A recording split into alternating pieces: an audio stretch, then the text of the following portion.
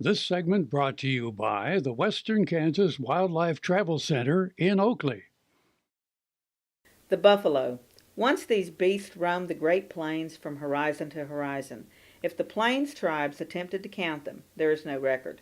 There were enough, more than enough, to supply food, lodging, utensils, sport.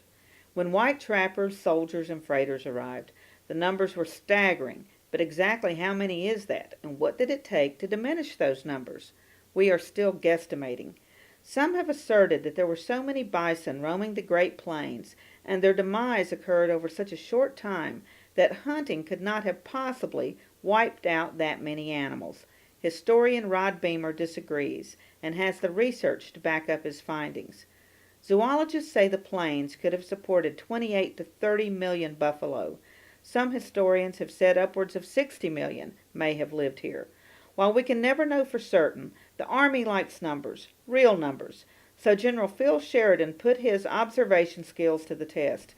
Traveling from Fort Supply, now in Oklahoma, to Fort Dodge, he and his party observed a great herd extending 100 miles in width. They had no idea how long it was. They were estimating that it numbered in the billions of animals. More conservatively, they decided it was 250,000. The demand for buffalo hides created a hunting spree that continued through the mid-1800s and very nearly left the animal extinct. The hides had so many uses, but the greatest number went to industry. They were used as belts to run the great manufacturing machines then dominating America's Northeast. Buffalo also fed the railroad workers, and this is where Bill Cody's hunting skills provided him with a handy living. Sheridan, on the other hand, was pushing for its slaughter, seeing it as an effective means of subduing the warring Plains tribes. One observer remarked, "It is estimated that there are, south of the Arkansas and west of Wichita, from 1 to 2,000 men shooting buffalo for their hides alone. Among those men seeking their fortunes hunting buffalo were Old West legends Bat and Ed Masterson and Wyatt Earp."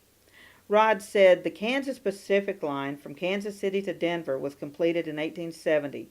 These rails cut right through the heart of the big Central Plains buffalo pasture. The Santa Fe reached the Kansas-Colorado line in 1873. This facilitated the movement of supplies and hides to and from the hunters working in the southern herd. Though Rod documents disease and other natural factors, it was, in fact, the hunting of the buffalo that resulted in their numbers tumbling from the millions to near extinction by 1900. Conservationists took up the cause, and the animals' numbers have increased steadily since that time, though they will never again approach the numbers that Plains tribes would have witnessed in the early 1800s.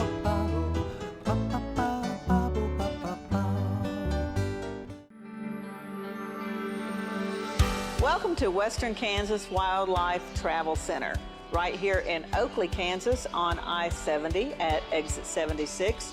I-70, after all, is America's Main Street, and we're right here on Main Street for you. Now that I'm an Oakley resident, I still come in almost every day, and I sit and listen to the conversations of the people around me. You know, the guys who are talking about the big elk they just bagged, or the folks who are taking their kid to college for the first time. People just traveling up and down the highway. Real people, just like you and me. And they find just what I find here, real people to serve them. There's history, there's scenery.